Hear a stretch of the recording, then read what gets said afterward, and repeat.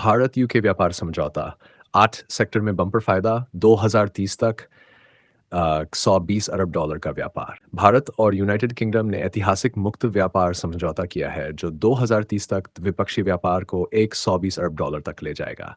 इससे टेक्सटाइल और auto parts, IT, pharma, रत्नाभूषण, चमड़ा, इंजीनियरिंग और खाद्य पदार्थों जैसे 8 क्षेत्रों को बड़ा फायदा होगा। भारतीय निर्यात को यूके में टैरिफ मुक्त पहुंच मिलेगी, जिससे टाइटन, कल्याण ज्वेलर्स जैसे ब्रांड्स को लाभ होगा। यह समझौता रोजगार और आर्थिक विकास को बढ़ावा देगा। सेबी का बड़ा एक्शन, सिनॉप्टिक्स टेक पर प्रतिबंध, आईपीओ फंड गड़बड़ी में फर्स्ट ओवरसीज कैपिटल भी फंसा। सेबी ने सिनॉप्टिक्स टेक्नोलॉजीज और इसके प्रमोटर्स पर शेयर बाजार से प्रतिबंध लगा दिया है क्योंकि कंपनी ने आईपीओ से जुटाए 19 करोड़ रुपए को गलत तरीके से डाइवर्ट किया। जांच में पाया गया कि फंड्स को फर्जी कंपनियों में ट्रांसफर किया गया और शेयर कीमतें बढ़ाने के लिए इस्तेमाल हुआ। सेबी ने merchant banker first overseas capital को भी नए असाइनमेंट लेने से रोक दिया है और इसके द्वारा संभाले गए 20 अन्य एसएमई आईपीओज की जांच शुरू कर दी है। सुजलॉन एनर्जी के शेयर में उछाल, बीपीसीएल से 50 मेगावाट विंड प्रोजेक्ट का बड़ा ऑर्डर। सुजलॉन एनर्जी को Bharat petroleum corporation limited BPCL से मध्य प्रदेश में 50 मेगावाट का विंड पावर प्रोजेक्ट मिला है। इस खबर के बाद कंपनी के शेयरों में 6% तक की तेजी देखी गई। सुजलॉन इस प्रोजेक्ट के लिए विंड टर्बाइन लगाएगी और उसका रखरखाव भी करेगी। कंपनी की ऑर्डर बुक अब 5.7 गीगावाट के रिकॉर्ड स्तर पर पहुंच गई है, जिससे निवेशकों का भरोसा बढ़ा है। निफ्टी 2025 में गिरेगा, लेकिन फिर उड़ान 32,000 तक। विशेषण सुशील केदिया का कहना है कि 2025 में निफ्टी और बैंक निफ्टी नए निचले स्तर पर पहुंच सकते हैं, लेकिन इसके बाद निफ्टी 32,000 तक की एक तरफा रैली देख सकता है।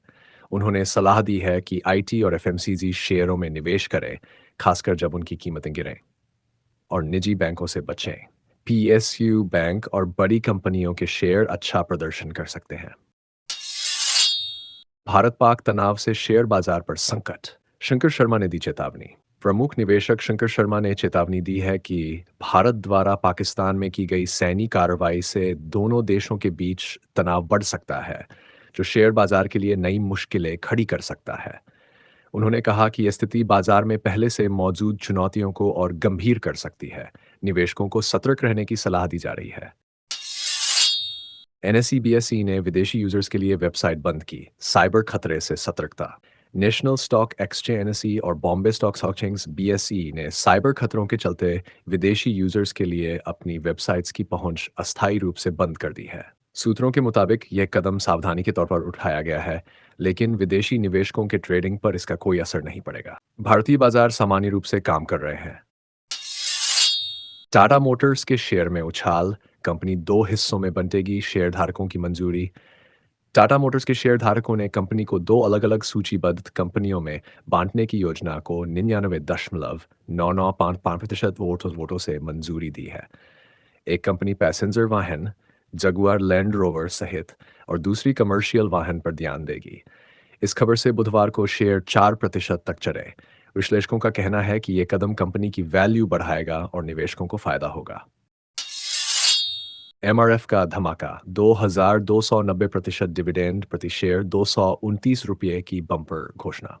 टायर निर्माता एमआरएफ ने 7 मई 2025 को अपने निवेशकों के लिए 2,290% का फाइनल डिविडेंड घोषित किया, जो प्रति शेयर 229 रुपये है। कंपनी ने पहले 2 अंतरिम डिविडेंड 3 रुपये प्रत्येक दिए थे, जिससे 2024-25 के लिए कुल डिविडेंड 235 रुपये प्रति शेयर हो गया।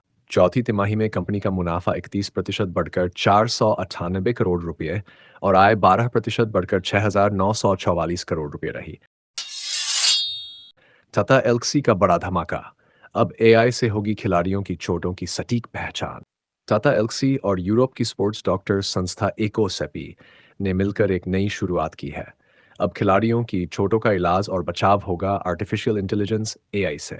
इस पार्टनरशिप में एआई की मदद से खिलाड़ियों की हेल्थ का रियल टाइम डाटा लिया जाएगा, जिससे इंजरी से पहले ही अलर्ट मिल सके। साथ ही पर्सनल ट्रीटमेंट भी मिलेगा। नवंबर 2025 में जर्मनी में इसका अगला बड़ा प्रेजेंटेशन होगा। डाबर का बड़ा फैसला, चाय, डायपर और सैनिटाइजर बिजनेस से बाहर, अब प्रीमियम प्रोडक्ट्स पर फोकस। डाबर इंडिया ने अपने बिजनेस को नया रुख देने का ऐलान किया है। कंपनी अब चाय, डायपर और सैनिटाइजर जैसे कम प्रदर्शन वाले सेगमेंट से बाहर निकल रही है। डाबर का फोकस अब प्रीमियम और हेल्थ केयर प्रोडक्ट्स पर होगा, ताकि आधुनिक उपभोक्ताओं की ज़रूरतों को पूरा किया जा सके। कंपनी का मानना है कि यह रणनीति भविष्य में बेहतर विकास और मुनाफा सुनिश्चित करेगी।